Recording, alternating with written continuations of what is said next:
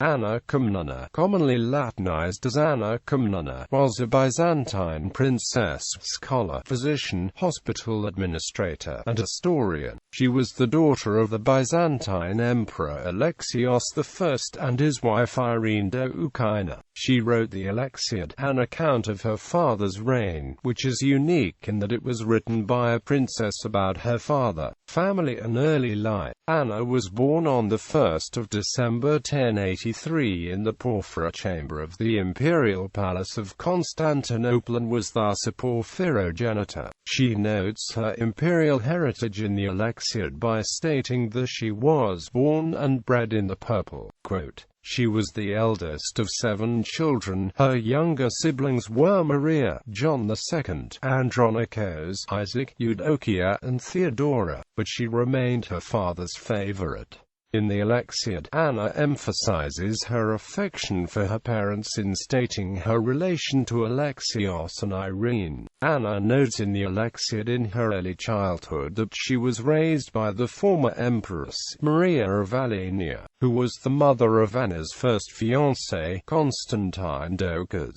The fact that Anna was raised by her future mother-in-law was a common custom. Education. Anna writes at the beginning of the Alexiad about her education, highlighting her experience with literature, Greek language, rhetoric, and sciences. Tutors trained her in subjects that included astronomy, medicine, history, military affairs, geography, and mathematics. Anna was noted for her education by the medieval scholar Latinized, who wrote that Anna was ardently devoted to philosophy, the queen of all sciences, and was educated in every field. Anna's conception of her education is shown in her testament, which credits her parents for allowing her to obtain an education. This testament is in contrast to a funeral oration about Anna given by her contemporary, Georgios Tornikes. In his oration he says that she had to read ancient poetry, such as the Odyssey, in secret because her parents disapproved of its dealing with polytheism and other dangerous exploits, which were considered dangerous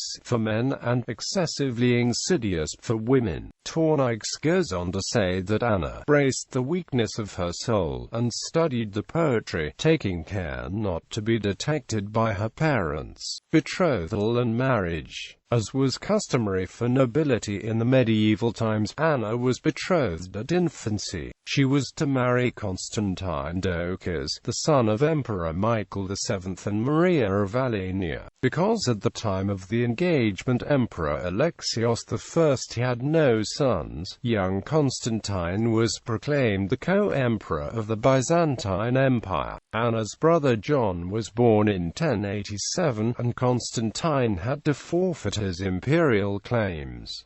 He died shortly thereafter. In 1097, 14-year-old Anna Comnena married an accomplished young nobleman, the Caesar Nikephoros Bryennios the Younger. Nikephoros Bryennios was the son of an aristocratic family that had contested the throne before the accession of Alexios I. Nikephoros was also a renowned statesman, general, and historian.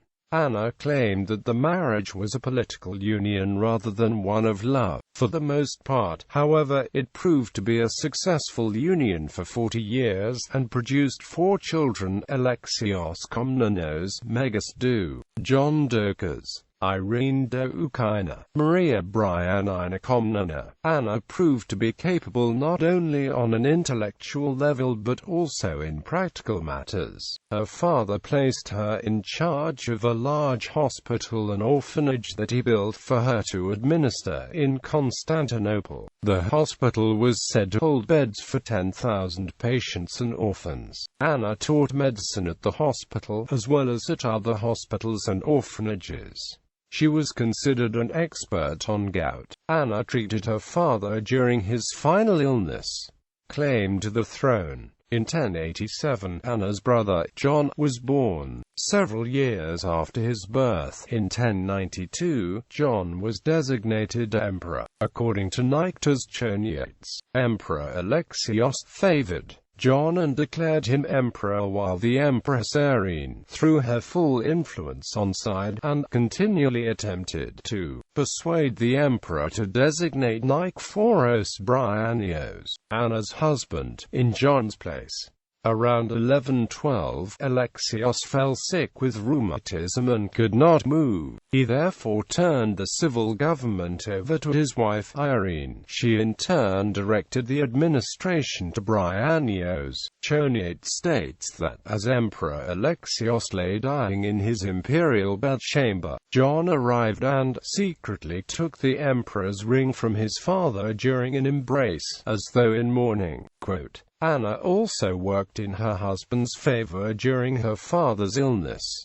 In 1118, Alexios I Komnenos died. A cleric acclaimed John emperor in Hagia Sophia. According to Smythe, Anna felt cheated because she should have inherited. Quote, Indeed, according to Anna Comnena in the Alexiad, at her birth she was presented with a crown and imperial diadem. Quote, Anna's main aim, in the depiction of events in the Alexiad, according to Stankovic, was to stress her own right to the throne and precedence over her brother, John.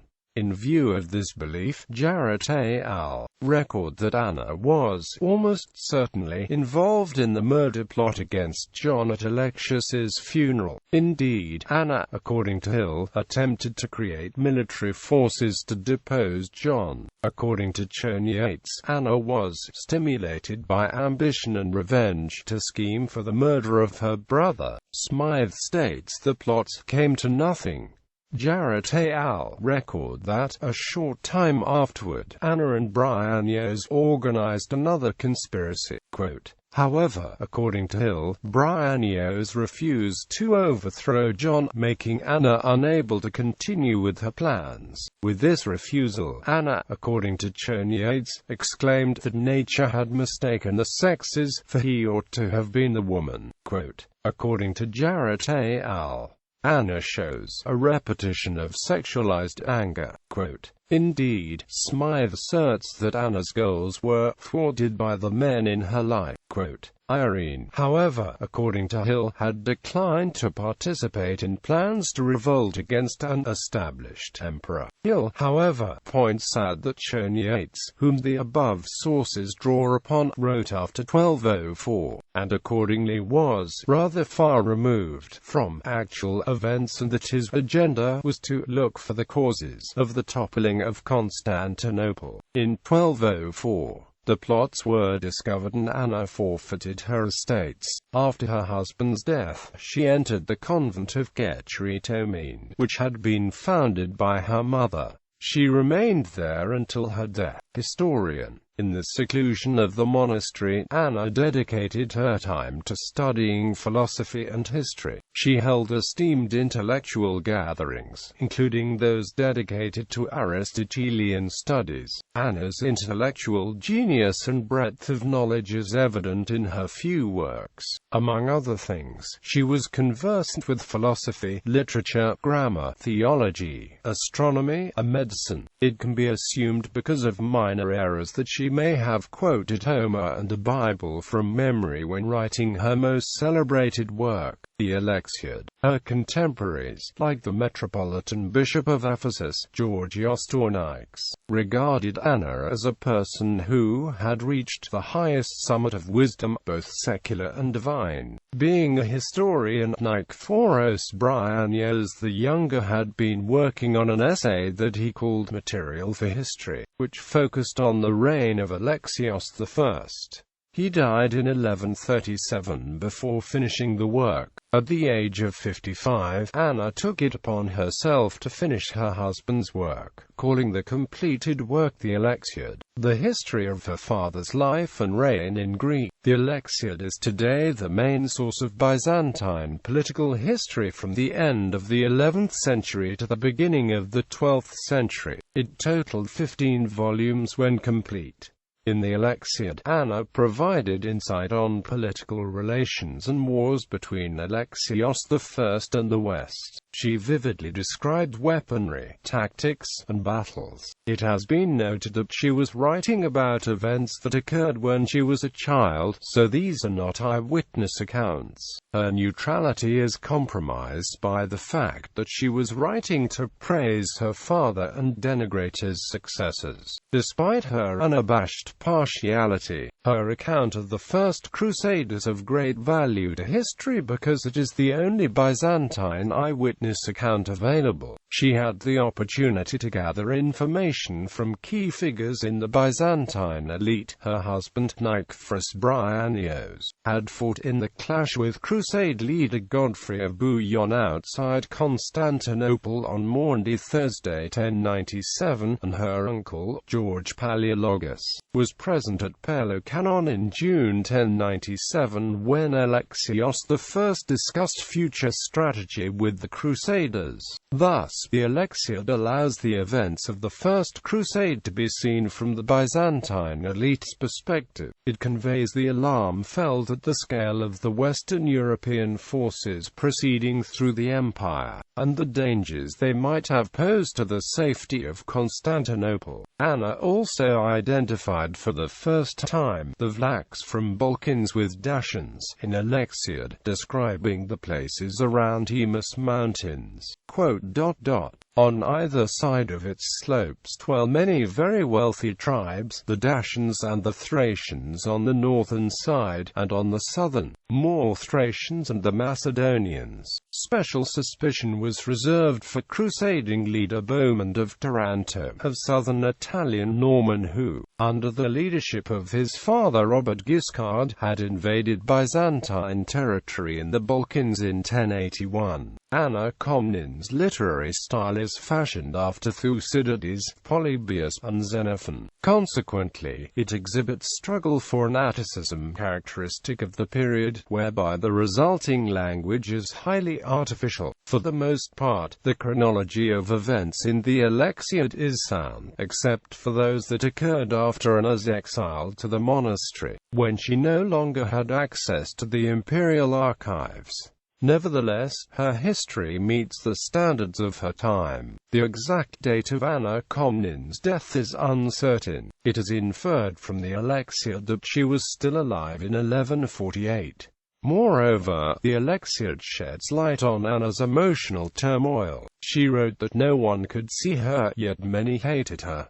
Thus, she loathed the isolated position in society that exile had forced upon her. Depictions in fiction and other media. Anna Comnena plays a secondary role in Sir Walter Scott's 1832 novel Count Robert of Paris. Fictional accounts of her life are given in the 1928 novel Anna Comnena by Naomi Mishison, and the 1999 novel for young people Anna of Byzantium by Tracy Barrett. She appears prominently in the first volume of the trilogy The Crusaders by the Polish novelist Zofia Kosak-Szydczaka, written in 1935. A novel written in 2008 by the Albanian writer Ben Blushi called Living on an Island also mentions her. The novel was written by Vera Mutavcheva, a Bulgarian writer and historian. She is also a minor character in Nan Hawthorne's novel of the Crusade of 1101, Beloved Pilgrim. Anna appears in Medieval 2 Total War video game campaigns as a Byzantine princess diplomat, under the name Anna Comnena.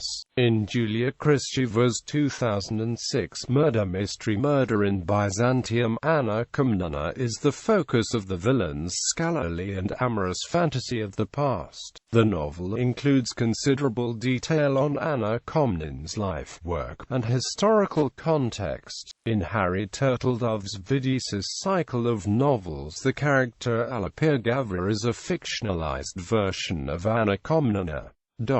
Ancestry.